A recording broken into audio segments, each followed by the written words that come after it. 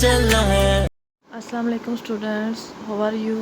Hope you will be fine. I am also fine. So let's start our lecture today. This is class new 9. Our subject is biology and we are studying unit number 8, nutrition, and today our topic is role of nitrogen and magnesium. First of all, we will recall the summary of previous lecture.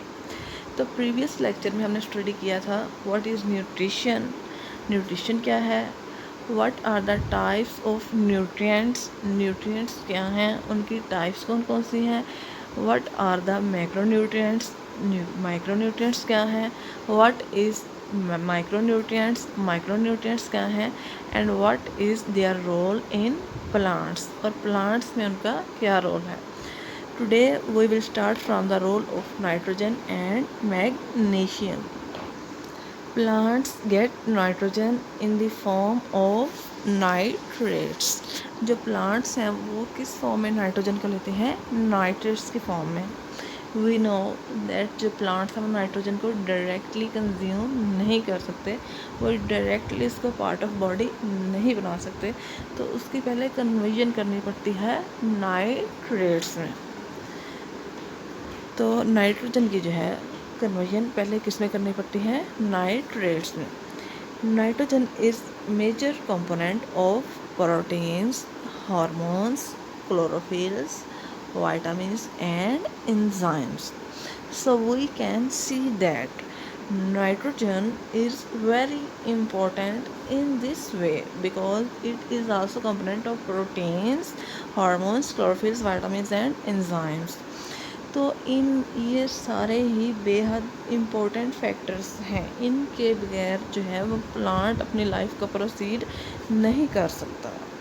जो protein है cell membrane का part है, hormones जो हैं वो different एक्टिवेशंस के लिए बहुत इम्पोर्टेंट है, क्लोरोफिल जो है ये तो बेहद इम्पोर्टेंट पार्ट है प्लांट का, जिसके बगैर प्लांट जो है वो फोटोसिंथेसिस नहीं कर सकते और अपनी ये जो फूड है वो खुद नहीं बना सकते.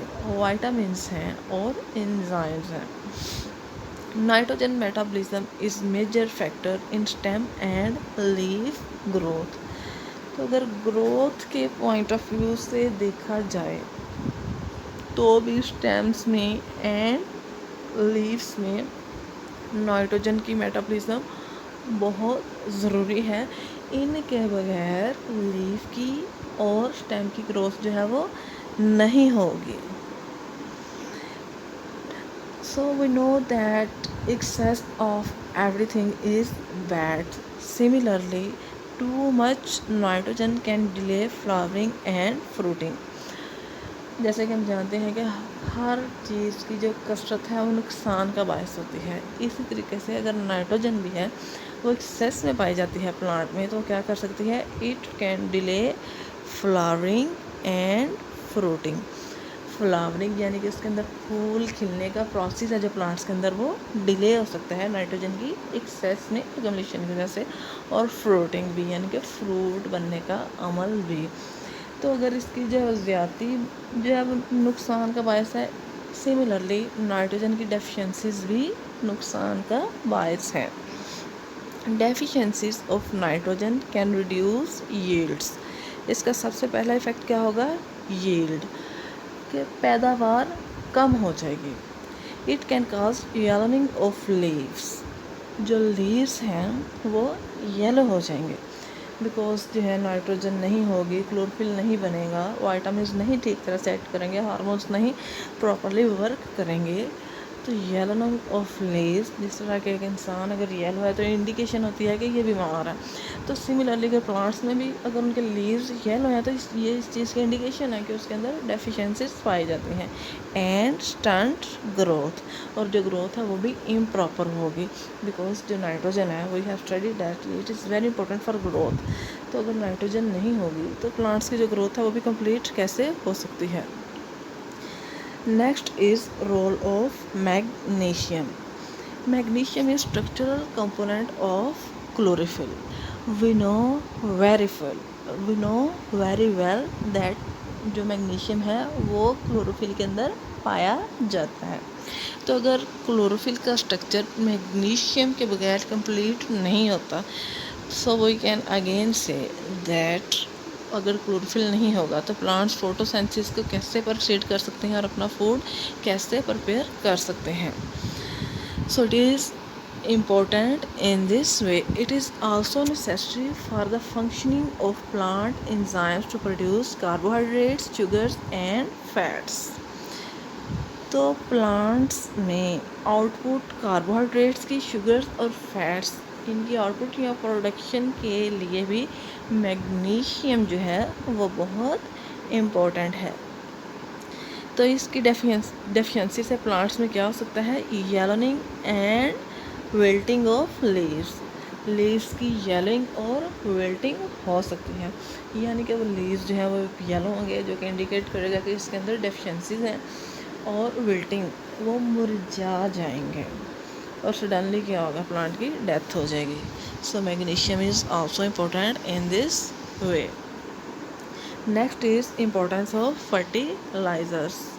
फर्टिलाइज़र्स की जो इम्पोर्टेंस क्या है. First of all, we will say that what are the fertilizers? Addition of certain materials to soils.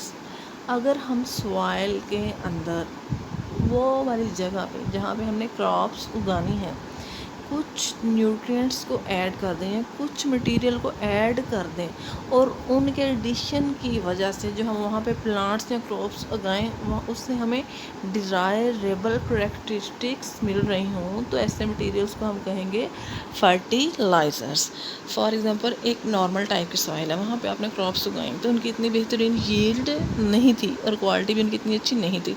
आपने certain specific type of materials इस सॉइल में ऐड कर दिए, अगेन आपने उसमें क्रॉप्स उगाई, तो इस दफ़ा जो आपको आउटपुट मिली वो डिज़ायरेबल करैक्टरिस्टिक्स थी, यानी कि उनकी यील्ड भी ज़्यादा थी और उनकी क्वालिटी भी इम्प्रूव थी. तो इस तरह के मटेरियल को हम क्या कहेंगे, फर्टिलाइज़र्स.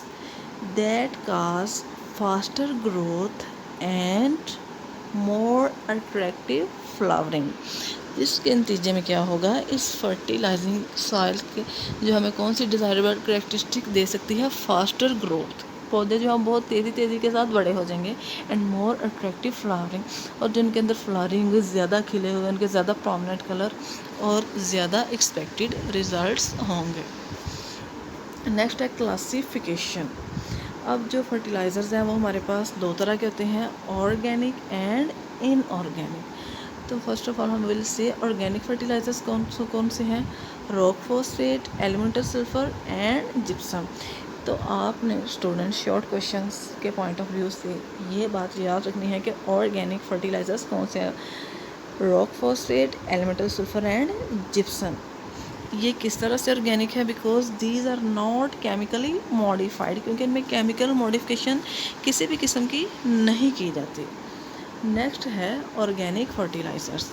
ये कौन से हैं, if nitrogen is the main component. तो आपने ये फ़र्क याद रखना है, ये डिफरेंस सिर्फ नाइट्रोजन की बेसिस पे है. अगर फर्टिलाइज़र्स के अंदर मेन कंपोनेंट नाइट्रोजन है तो वो कौन से फर्टिलाइज़र्स कहलाएंगे, नाइट्रोजन फर्टिलाइज़र्स या ऑर्गेनिक फर्टिलाइज़र्स.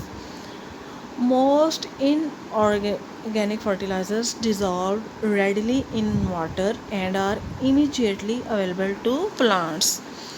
तो ये क्या होते हैं कि प्लांट्स वाटर के अंदर जो है वो तेज़ी के साथ डिज़ोल्व होते हैं और इसी तरीके से प्लांट्स का भी तेज़ी से जुज़्व बदन बन जाते हैं. Organic fertilizers are derived from plant and animal material. Organic fertilizer को हम कहाँ से ड्राइव करते हैं, प्लांट्स और एनिमल के मटेरियल्स हैं. जिस तरह प्लांट्स सूख जाते हैं या उनके जो रेजिड्यूज़ होते हैं, इस तरह एनिमल्स जो हैं वो कोई एनिमल जो है उसकी डेथ हो जाती है तो उसके जो पार्ट्स ऑफ बॉडी है वो डैमेज हो जाते हैं, उनके ऊपर फर्दर प्रोसेसिंग होती है. तो इस तरह से जो हमें फर्टिलाइज़र मिलेगा वो ऑर्गेनिक फर्टिलाइज़र होगा. दे आर मोर कम्प्लेक्स, ये बहुत ज़्यादा कम्प्लेक्स होते हैं. They take more time to be in the form of usable type. इनको इस्तेमाल वाली टाइप में लाने के लिए बहुत ज़्यादा टाइम लग सकता है. Manure and compost are used as organic fertiliser.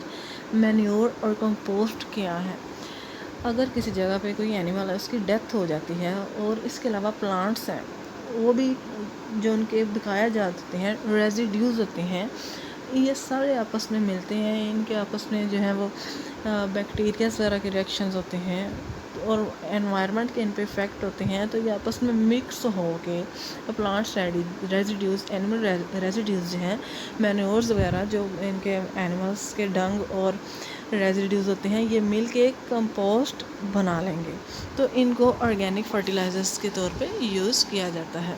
They can also increase soil drainage and ability of soil to hold nutrients। तो ये इनके क्या हैं बेनिफिट्स हैं कि ये सॉइल का ड्रेनेज लेवल जो है वो भी इंक्रीज़ कर देंगे और उनकी न्यूट्रिएंट्स को कैप्चर करने की सलाहियत, उनको एब्जॉर्ब करने की सलाहियत, उनको यूज़ करने की जो उनकी एबिलिटी है उसको भी ये इंक्रीज़ कर देंगे।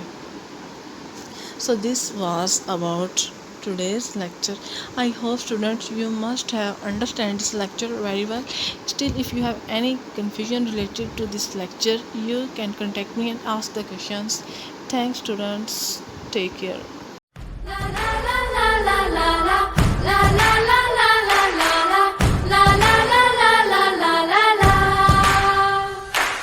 हवा में उड़ना है, पानियों पे चलना है।